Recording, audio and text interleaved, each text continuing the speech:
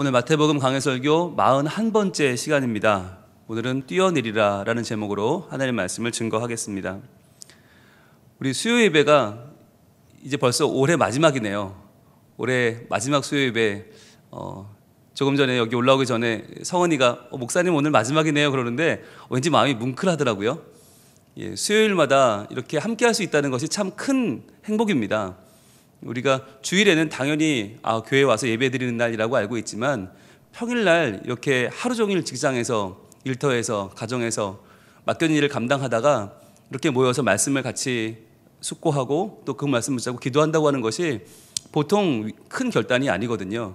여러분들 이 시간을 사랑하시고 소중히 여기고 매주 힘든 가운데서도 주의 말씀을 사모하는 마음으로 나온 여러분들을 축복합니다. 여러분 주변에 계신 분들 한 번 더 축복할까요? 축복합니다. 함께해서 감사합니다.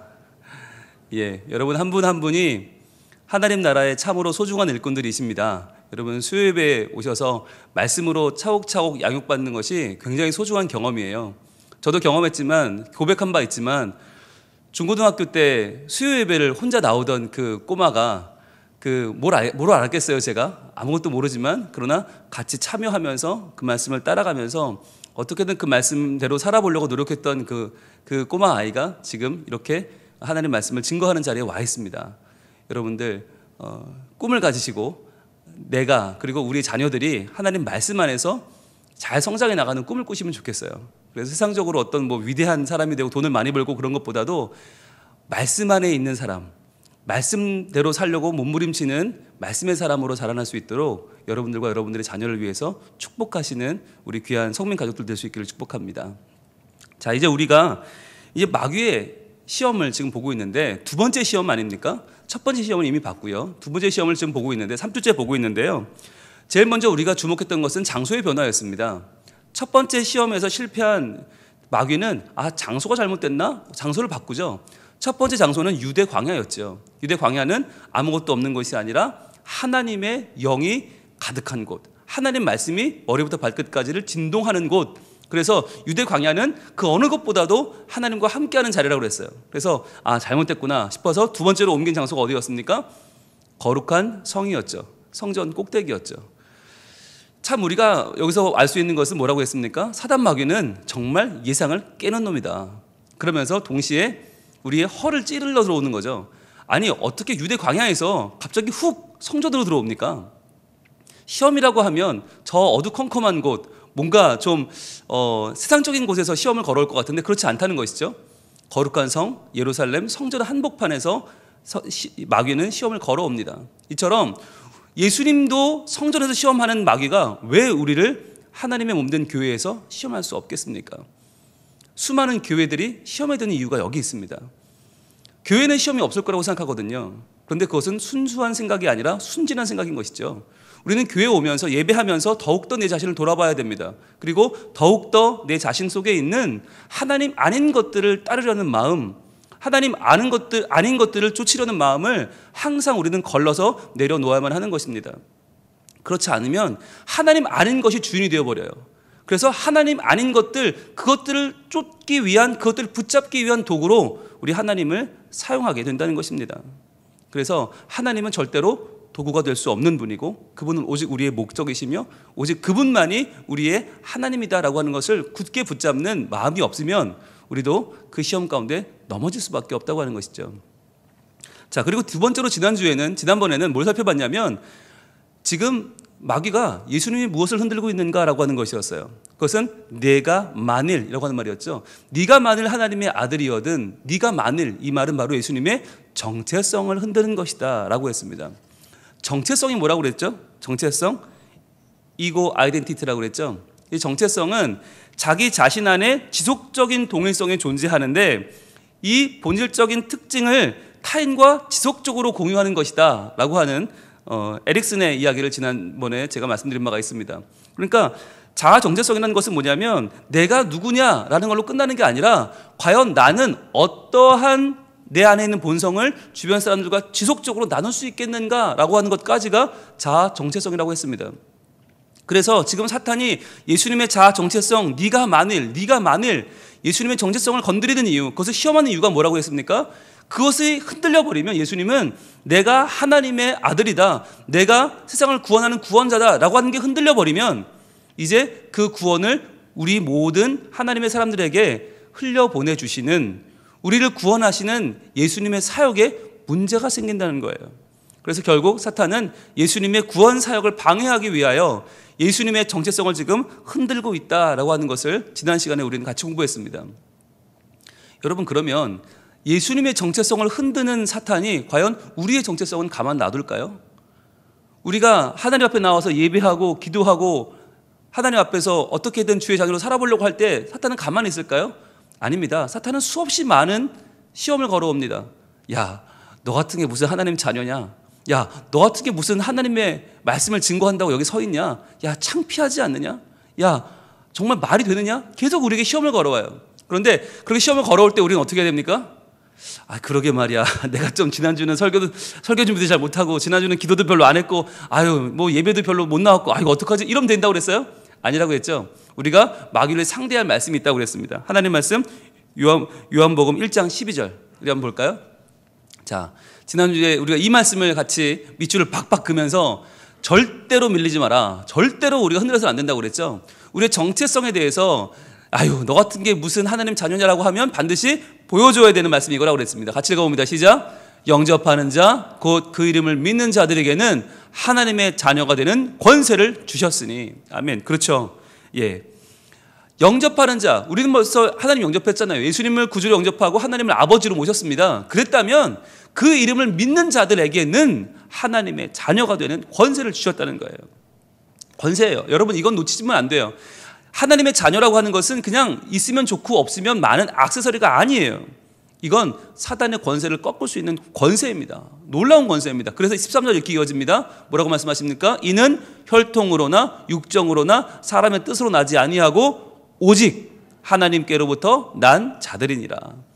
여러분, 이게 중요한 게 우리의 실력이나 우리가 한 주간 살아온 삶의 내용이나 내가 한 주간 얼마나 좀 정직했고 정의로웠고 내가 얼마나 말을 바르게 했고 상관없는 거예요.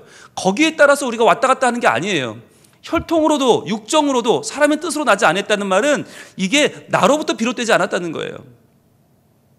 이번 주에 좀 금식 많이 하고 기도 많이 했다고 해서 당당하게 하나님 만날 수 있는 게 아니에요. 그래도 우리는 죄인이고요.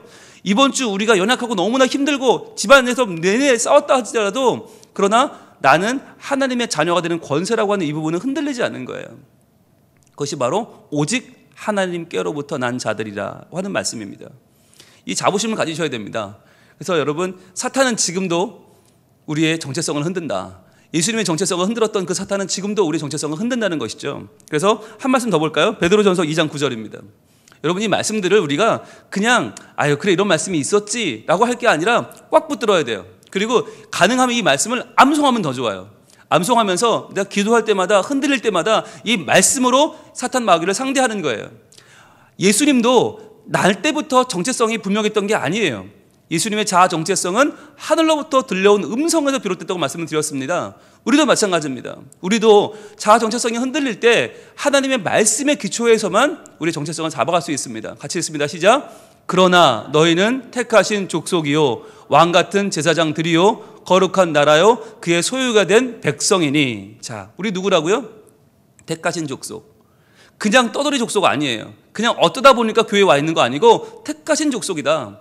왕같은 제사장이다. 왕같은 제사장. 왕도 대단한데 제사장이에요. 하나님을 섬겨요. 게다가 거룩한 나라다. 구별된 나라예요. 많은 나라들, 그냥 돈 좀 많고 힘 좀 센 나라가 아니라 하나님이 구별하여 내 것으로 삼으신 하나님의 자녀, 거룩한 나라요 그의 소유가 된 백성이니. 여러분, 하나님의 소유를 누가 건드릴 수 있어요? 아무도 못 건드립니다. 하나님의 소유를 건드리려면 하나님을 건드려야 되는데 그럴 수 있는 존재가 없어요. 죄도 사망도 죽음도 하나님을 건드릴 수 없어요. 그러니까 나는 어떤 존재입니까? 나는 하나님의 소유가 된 백성이라고 하는 것이에요. 여러분, 자존심을 이쯤 되면 가져도 좋습니다. 자존감 가져도 좋습니다. 자아 정체성을 분명히 가져야 되는 것은 나는 하나님의 소유라는 거예요. 나는 우리 아버지 소유도 아니고 나는 뭐 우리 집 우리 뭐 학벌, 재산 아니요. 하나님의 소유다. 그런데 이것을 불러낸 이유가 있다고 말씀을 드렸습니다. 왜 그렇습니까? 이는 너희를 어두운 데서 불러내어 그의 기이한 빛에 들어가게 하신 이의 아름다운 덕을 선포하게 하려 하심이라. 자, 우리의 정체성은, 자아 정체성은 그냥 내가 하나님 자녀다라는 걸로 끝나지 않는다고 그랬죠. 계속적으로 그 본성을 사람들과 공유하는데 어떻게 공유합니까? 우리를 어두운 데서 불러내셔서 그의 기이한 빛으로 들어가게 하신 하나님의 아름다운 덕을 선포하는 거예요. 전하는 거예요. 나누어주는 거예요. 그러면서 점점 더 우리의 정체성이 분명해진다고 하는 것입니다. 그래서 지난주에 우리 같이 나눈 말씀이 있어요. 우리에게는 생업이 있고 본업이 있다. 우리의 생업은 다 다릅니다. 그러나 그 생업을 통해서 이루고자 하시는 하나님의 본업이 무엇이에요? 바로 하나님의 아름다운 덕을 선포하는 것이죠. 증거하는 것이죠. 그래서 우리가 직장 생활을 하든지 사업을 하든지 가정에서 가사를 돌보든지 우리가 어떤 일을 하든지 우리의 생업은 다를지언정 우리의 본업은 하나입니다. 그것은 바로 나를 죄 가운데서 건지시고 하나님의 놀라운 빛으로 인도하신 하나님의 덕을 증거하는 것입니다. 그것이 우리의 정체성이라고 말씀을 드렸습니다. 자, 그럼 이제 오늘은 본격적으로 오늘 이 두 번째 시험의 주 문장을 보겠습니다. 과연 주 문장이 무엇일까 한번 찾아보겠는데요. 오늘 마태복음 4장 5절과 6절을 한번 같이 읽어봅니다. 시작. 이에 마귀가 예수를 거룩한 성으로 데려다가 성전 꼭대기에 세우고 이르되 내가 만일 하나님의 아들이거든 뛰어내리라. 기록되었으되 그가 너를 위하여 그의 사자들을 명하시리니 그들이 손으로 너를 받들어 발이 돌에 부딪히지 않게 하리로다 하였느니라. 아멘. 자, 이 가운데에서 주 문장은 무엇입니까? 사탄이 지금 시험하는 주 문장은? 자, 일단 볼게요. 처음부터 보면 이에 마귀가 예수를 거룩한 성으로 데려다가까지는 뭐죠? 성전 꼭대기에 세웠다. 여기까지는 뭐예요? 지금 이 시험의 배경인 것이죠. 자, 시험의 자리, 시험의 배경이 어디냐? 마귀가 예수님을 거룩한 성으로 데려다가 성전 꼭대기에 세웠다는 거죠. 그리고 그 다음에 이제 조건절이 나오죠. 조건절이 나오는데 뭐라고 말을 해요? 네가 만일 하나님의 아들이거든. 자, 조건절과 가정문이 들어간 거죠. 그렇다면 주문장은 무엇입니까? 뛰어내리라입니다. 뛰어내리라. 이게 시험이에요. 이 시험의 주문장이에요. 이게 첫 번째 시험에서는 이 돌들로 떡덩이를 만들어라 했죠. 두 번째의 주문장은 뛰어내리라입니다. 그러면서 그 뒤에 기록되었을 때 쭉 나오는 얘기는 그 뛰어내리면 어떻게 될 거야 라고 하는 자기가 지금 이야기하는 근거를 말하는 것이죠. 그러니까 주문장은 뛰어내리라인데, 자, 이 뛰어내리라는 시험은 과연 어떤 시험일까요? 예수님을 지금 어디에 세웠다고 그랬죠? 예루살렘 성전의 가장 꼭대기에 세웠습니다. 거기서 뛰라는 얘기는 무슨 얘기냐? 여기서 우리가 지난번에 배웠던 지도를 좀 떠올리셔야 되는데요. 지도 한번 보여주시겠습니까? 예, 지도를 한번 보여주시면 우리 지도가 여러분 이 까만색으로 된 성벽이 예루살렘 성벽이고요. 가운데 네모로 되어 있는 것이 성전이거든요. 근데 성전에 바로 옆에 뭐가 있냐면 바로 옆에 성벽이 있고 성벽 오른쪽으로는 지금 기드론 골짜기가 있어요. 보여주시겠습니까? 예, 여기가 성전이고요. 성전이고 성전이 지금 성벽에 붙어 있어요. 그 붙어 있고 성전의 제일 꼭대기는 성벽입니다. 거기서 뛰어내리면 그 옆이 바로 어디냐면 보여주세요. 여기가 바로 기드론 골짜기예요. 그러니까 바로 기드론 골짜기로 떨어지게 되어 있어요. 뛰면 성전 꼭대기에서 뛰면 기드론 골짜기로 떨어지는데 다음이요. 이렇게 되어 있습니다. 지금 눈에 보이는 중간에 보이는 것이 성벽이고요. 성벽 바로 넘어가 성전이에요. 지금 물론 저기 보이시는 황금 사원은 기독교 성전이 아니고 이슬람 사원인데 저 자리가 이때 성전이 있던 자리거든요. 그러니까 저 성전이 있던 자리에서 뛰어내리면 어디로 떨어지냐면 예루살렘 성 안으로 떨어지는 것이 아니라 성벽 밖으로 떨어집니다. 그러니까 기드론 골짜기로 떨어지는 것이죠. 저 높이가 성전의 높이 더하기 기드론 골짜기의 높이까지 하면 한 140m 정도가 됩니다. 140m. 그러니까 140m를 뛰어내린다. 저 당시로서는 아마도 가장 큰 구경거리겠죠. 가장 큰 이슈겠죠. 뭐 TV가 있습니까? 극장이 있습니까? 라디오가 있습니까? 아무것도 없는데 만약에 성전 꼭대기에서 예수님이 뛰어내린다. 그것도 140m를 어마어마한 거죠. 여러분 140m라고 하는데 별로 안 놀라시네요. 제가 서울에 있을 때 분당 율동공원이라는 곳이 있습니다. 거기 저희 교구 권사님들 집사님들 모시고 갔다가 낙엽 보러 갔는데 갑자기 제가 끌려 올라갔어요. 어디로? 번지 점프장으로. 번지 점프장이 있는데 권사님들이 갑자기 한번 뛰어보라는 거예요. 돈 내주신다고 한번 뛰어보시라고. 갑자기 그래서 저 양복 입은 채로, 구두 신은 채로 끌려 올라갔거든요. 그런데 그 높이가 얼마냐? 40m예요. 40m. 여러분 40m 우습죠? 네, 별거 아닌 것 같죠? 딱 올라가 서면 어떤 생각이 드는지 아세요? 여기서만 내가 내려주면 내 전 재산을 주겠습니다. 이런 마음이 들어요. 여기서만 뛰지 말라고 하면, 그냥 내려가시라고 하면 내가 전 재산과 평생 내가 종이 되겠습니다라는 마음이 들어요. 온몸이 거부해요. 온몸이 세포가 거부해요. 야, 40m를 뛰려고 섰는데 정말 이게 죽음이구나. 모든 안전장비는 제 등 뒤에 있거든요. 하나도 제 눈에 보이지 않아요. 그냥 뛰어야 돼요. 그냥 앞에 분만 보고 뛰어요. 그 아래 보니까 저희 교구 권사님들이 다 기도하고 계시고, 어떤 분들은 막 정말 못 보세요. 눈을 가리고 못 보고 계세요. 근데 몇몇 분들은 뛰어라 뛰어라 이러고 계시고. 그래서 뛰었을까요? 안 뛰었을까요? 예, 뛰었어요. 예, 그 뒤로 가슴이 철렁철렁해요. 네, 하루에 몇 번씩. 제가 고소공포증이 없었는데 생겼어요. 40m만 뛰어도 여러분 사람이 온몸의 세포가 거부해요. 그런데 140m라고 하면 여러분 어떨까요? 여러분 상상을 초월하는 높이예요. 근데 그런 높이에서 누군가 뛴다? 그것도 안전장치도 없이 뛴다?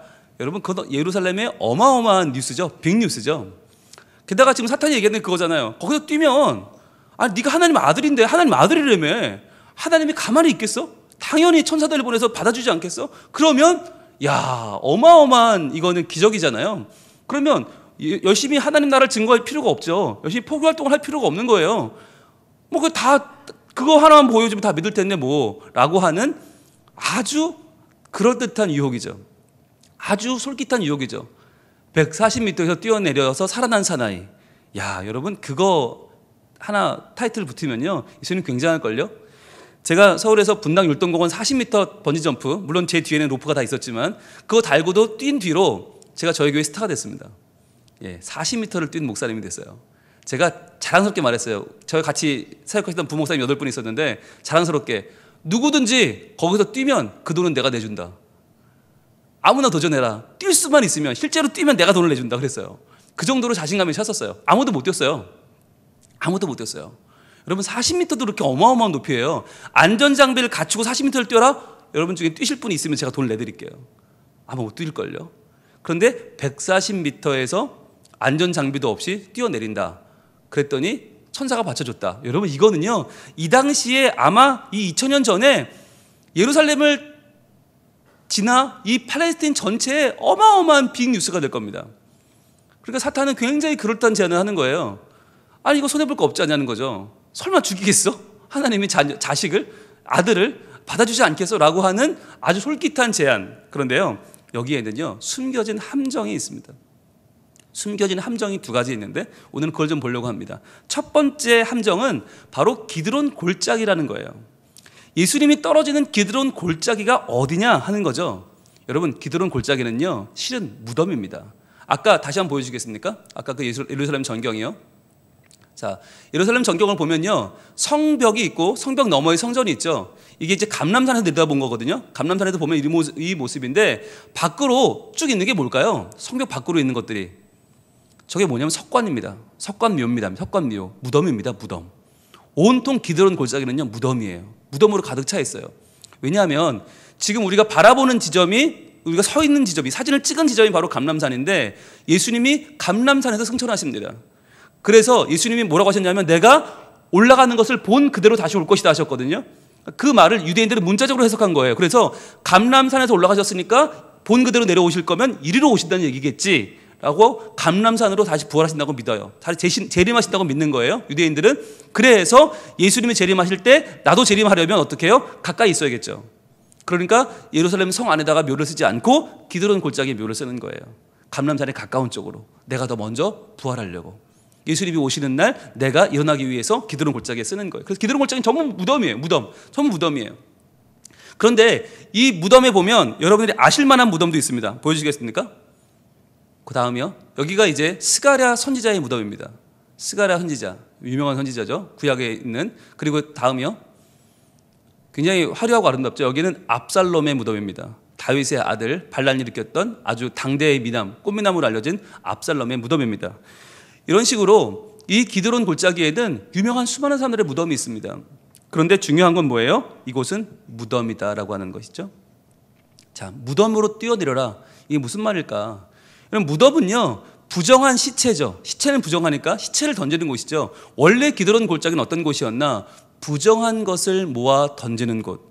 부정한 것들을 모아 던지는 곳이었습니다. 자, 우리 열왕기상 15장에 보면 남북조 시대의 남유다의 왕 아사라고 하는 유명한 왕의 행적을 기록하면 이렇게 기록을 하고 있습니다. 열왕기상 15장 11절부터 13절인데요. 이렇게 기록을 합니다. 아사가 그의 조상 다윗같이 여호와 보시기에 정직하게 행하여 남색하는 자를 그 땅에서 쫓아내고 그의 조상들이 지은 모든 우상을 없애고, 그 다음에 또 그의 어머니 마아가가 혐오스러운 아세라상을 만들었으므로 태우의 위를 패하고 그 우상을 찍어 어디로 불살랐다고요? 기드론 시내가에서 불살랐으나 그랬어요. 그러니까 가증스러운 혐오스러운 아세라상을 찍어서, 그 우상을 찍어서 어디로 불살랐는가? 기드론 시내가예요. 그만큼 기드론 시내가는 우상을 버리고 불태우는 장소다라고 하는 거죠. 한 군데만 더 볼까요? 열왕기하 23장 4절입니다. 열왕기하 23장은 그 유명한 요시야의 종교개혁입니다. 요시야의 종교개혁 때 요시야가 어떻게 했는가? 왕이 대제사장 힐기야와 모든 부제사장들과 문을 지킨 자들에게 명령하여 바알과 아세라와 하늘의 일월 성신을 위하여 만든 모든 그릇을 여호와의 성전에서 내다가 예루살렘 바깥 기드론 밭에서 불사르고 그것들을 재를 베델로 가져가게 했습니다. 그러니까 요시야 때도 이 종교 개혁을 할 때 바알과 아세라와 하늘의 일월 성신을 위해 만든 그릇들이 여호와의 성전 안에 있었다는 거예요.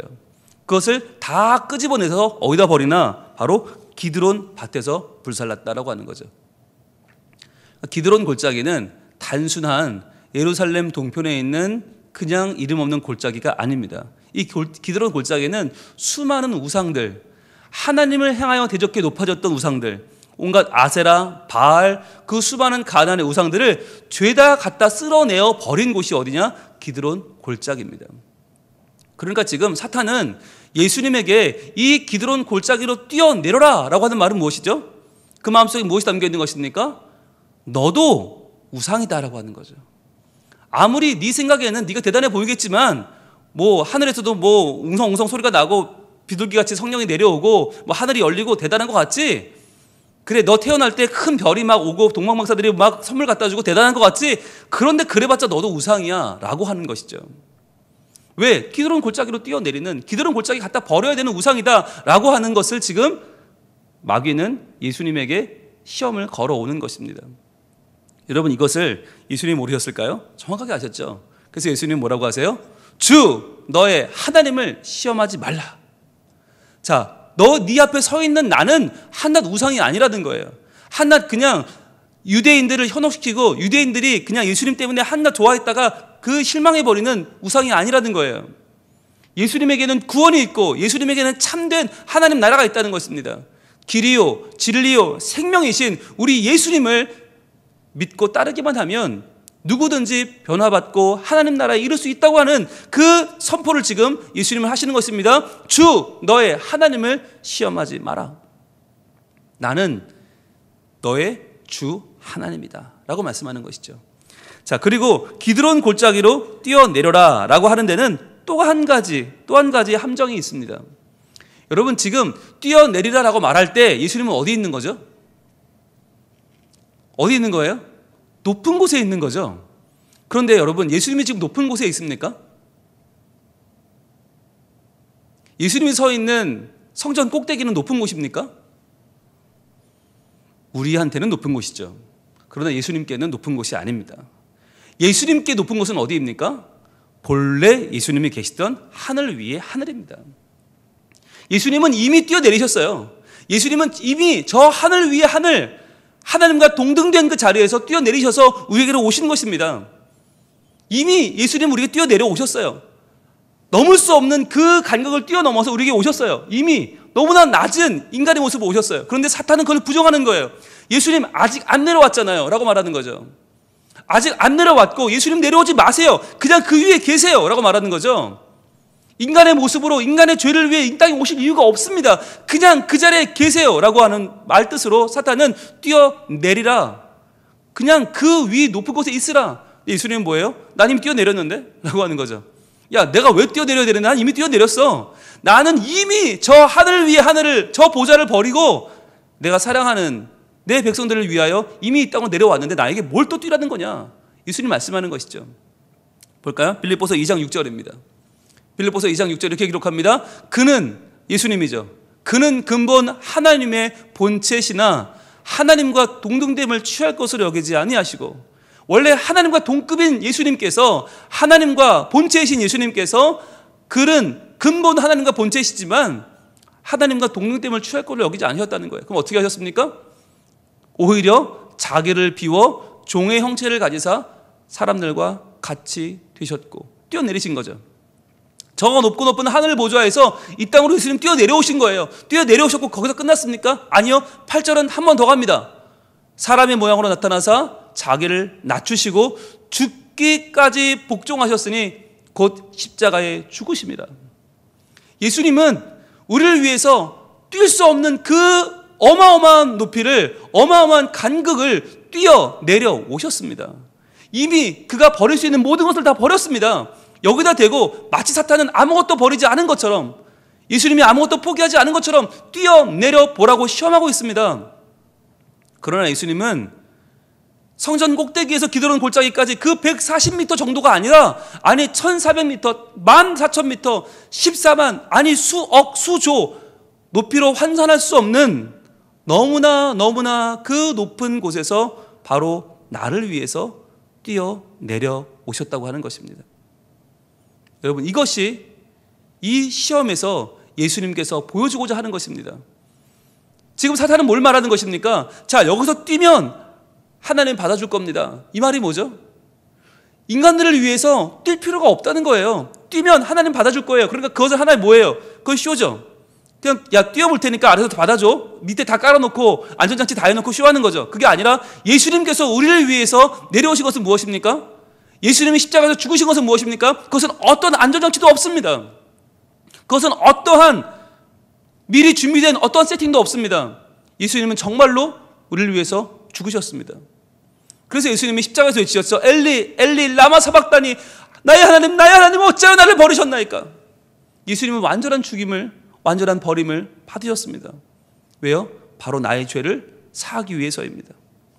나를 죽음에서 건지기 위한 유일한 방법은 예수님이 그 높고 높은 곳을 넘어서 이 낮고 낮은 곳으로 오셔서 예수님이 나를 위해 십자가를 지시고 죽으시는 방법밖에 없었다고 하는 것입니다.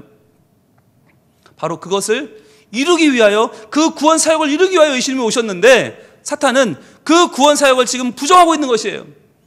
그 구원 사역을 마치 무효화시키기 위해서 사탄은 아직도 예수님은 아무것도 하지 않았다고 말하는 것입니다. 아직 뛰지 않았잖아요. 예수님 한 게 없잖아요. 하지 말면 어떨까요? 계속 시험을 걸어오는 것이죠. 그러면서 예수님을 계속해서 높은 곳에 그저 머물러 두게 하라는 것이죠. 예수님 말씀하십니다. 아니, 나는 안전장치가 없이 뛴다. 나는 네가 말하는 내 발을 받쳐주는 그러한 점프가 아니라, 나는 이미 저 하늘에서 이 땅으로 점프했고, 나는 살면서 죽음으로 점프할 것이고, 나는 내 백성들을 구원할 것이다. 나는 나를 버려서 그들의 생명을 구원할 것이다. 그렇기 때문에 그렇게 오신 분이 누구예요? 주 너의 하나님이신 거죠. 주 너의 하나님을 시험하지 말라라고 하는 예수님의 호통 가운데 무엇이 들어있습니까? 지금 네 눈앞에 서 있는 나는 누군 줄 아느냐? 네가 성전 위에 갖다 세운 한 사람이 아니라 바로 이 땅의 모든 인류를 구원할 주 너의 하나님이다 라고 선포하고 계신 것입니다. 성탄의 계절이 지금 막 지나고 있습니다. 여러분, 지난 주일이 성탄 주일이었습니다. 어떻게 보내셨습니까? 어떠한 마음으로 이제 연말을 맞이하고 계십니까? 한 해는 다 가는데 왠지 아직 아무것도 이룬 건 없는 것 같고, 왠지 아직까지 내 바람과 소원은 아직까지 멀어만 보이고, 왠지 나는 그냥 이 세상에 버려진 존재 같고, 아직 나의 꿈과 나의 소망은 저 멀리 있는 것처럼 보이십니까? 그렇지 않습니다. 바로 여러분을 위하여, 바로 당신을 위하여 예수님이 오셨습니다. 예수님께서 저 높고 높은 별을 넘어서 이 낮고 낮은 땅으로 내려오신 이유가 무엇입니까? 바로 나를 구하기 위해서입니다. 예수님은 140m를 뛸 이유가 없어요. 왜? 이미 더 높은 높이에서, 더 높은 하늘나라에서 나를 위해 뛰어내려오셨기 때문입니다. 하나님이신 그분이 생명을 내어주고 죽음으로 뛰어내려서 이미 나를 위해서 더 이상 아무도 할 수 없는 그 위대한 사랑을 나를 위해 보여주셨기 때문입니다. 이제 이 한 해가 다 가는 이때에 다시 한번 우리를 위해서 오신, 나를 위해서 오신 그 예수님의 사랑을 우리 마음속에 담을 수 있기를 원합니다. 그래서 아직 내가 뭔가를 이루지 못했다 할지라도, 내 꿈이 아직 손에 잡히지 않는다 할지라도, 그러나 그보다 더 중요한 것, 나를 구원하기 위해서 이 땅에 오신 주 나의 하나님, 바로 나를 사랑하시고 나를 붙잡아 주시고 나를 위해서 자기 목숨을 내어주신 그 사랑의 감격과 그 사랑의 감사가 다시 한번 우리 마음속에 차고 넘치는 이 시간 되기를 원합니다. 내가 이루는 것, 내가 이루고자 하고 싶은 것, 내가 벌고 싶은 그 돈 몇 푼의 문제가 아니라, 내가 얻고자 하는 그 자리가 중요한 것이 아니라, 내가 얻고자 하는 명성이나 그 성공보다 훨씬 더 중요한 것, 나의 영원한 생명, 나의 영원한 하나님 나라의 놀라운 그 영생의 선물이 지금 우리에게 주어졌다고 하는 사실입니다. 나를 위해서 오신 그 예수님의 사랑, 그 사랑을 우리 함께 이 시간 찬양할 수 있기를 원합니다.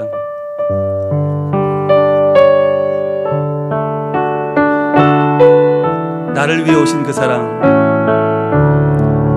그 크신 하나님의 사랑 말로 다 영영 못하네. 저 높고 높은 별을 넘어 이 낮고 낮은 땅에 내가 누구죠? 죄om한 영 구하려 그 아들 보내사 화옥제로 삼으시고 죄 용서하셔. 자, 찬양합시다.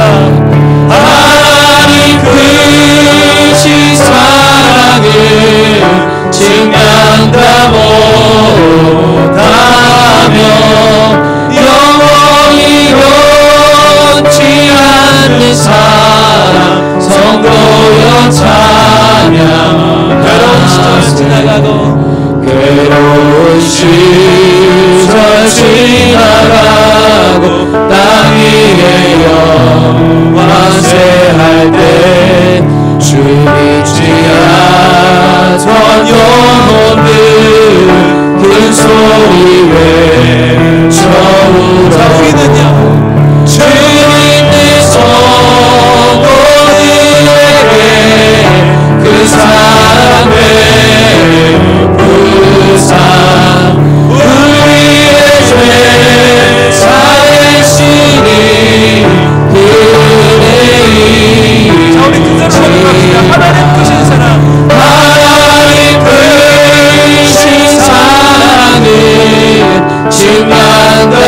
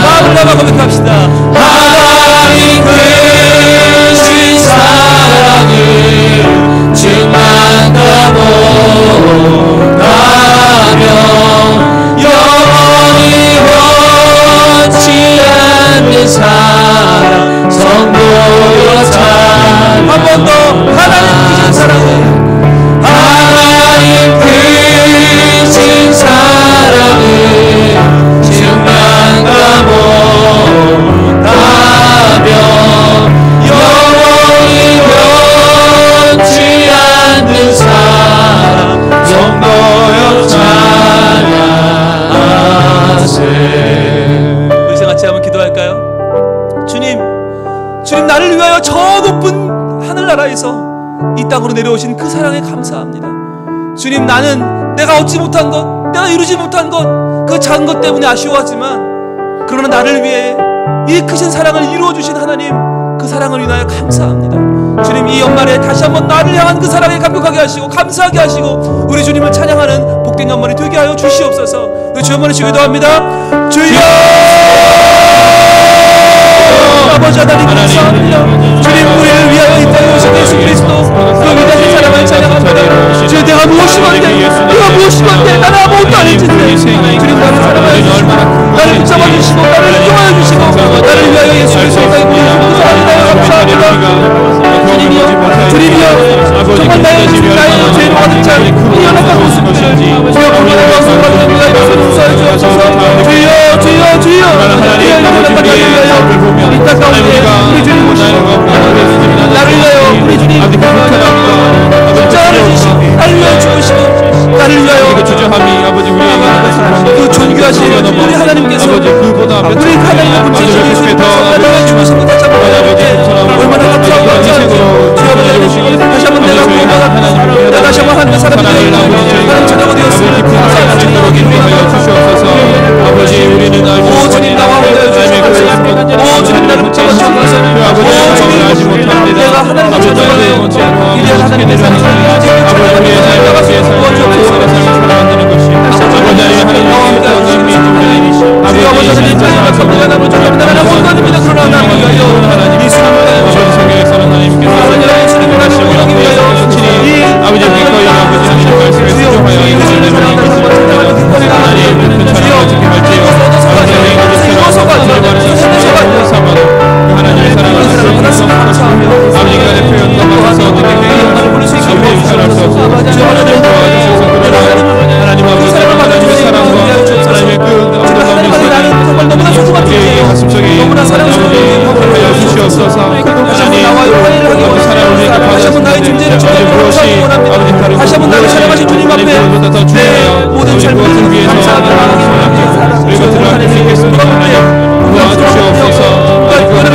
예수 그리스도의 그 희생이 아버지 다시 한번 우리 마음속에 와닿게 하여 주시옵시고 아버지 그러하여서 하나님 아버지의 사랑을 다시 한번 느낄 수 있도록 인도하여 주시옵소서. 하나님 아버지 도와주시옵소서. 아버지 우리의 아버지 너무나 큰 사랑하시고 아버지 도와주시옵시고 도와주시고 감사가 없습니다. 아버지 하나님 아버지 그런 자가 되어야 됩니다. 하나님 도와주시옵소서. 아버지 하나님의 사랑을 찬양하며 하여 주시옵소서. 감사할 수 있도록 인도하여 주시옵소서. 하나님 그나마 헤아려 하나님 아버지 우리의 삶을 사실 수 있도록 인도하여 주시옵소서. 하나님 아버지 늘 무지하여 아버지 하나님의 죄를 하나님 쫓아가는 놀라운 예 아버지 하나님의 평안함을 쫓아가는 아버지 그런 죄를 도와주시옵소서. 우리의 삶이 하나님 더 큰 희생으로 내 삶을 나아갈 수 있도록 하나님의 삶을 도와주고 나아갈 수 있도록 인도하여 주시옵소서. 아버지 부족합니다. 아버지 도와주시옵소서. 하나님 그것이 하나님의 뜻을 찬양하며 나가고 있는 하나님 아버지 우리를 도와주시옵소서. 아버지 하찮은 것으로 아버지 시선을 돌리게 주시옵소서. 그것을 알며 하나님의 그 사랑을 잊어버리지 않도록 인도하여 주옵소서. 하나님 우리는 이방인에게 부족합니다.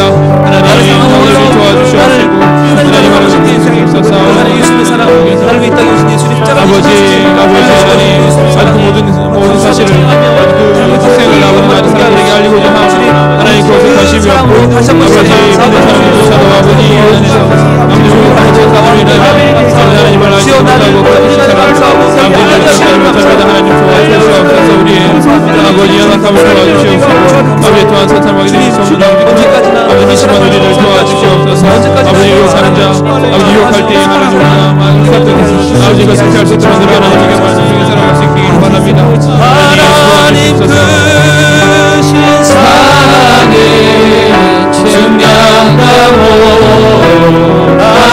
아멘 영원히 변치 않는 사랑 성도여 찬양하라 하나님 크신 사랑 하나님 크신 사랑을 증명하고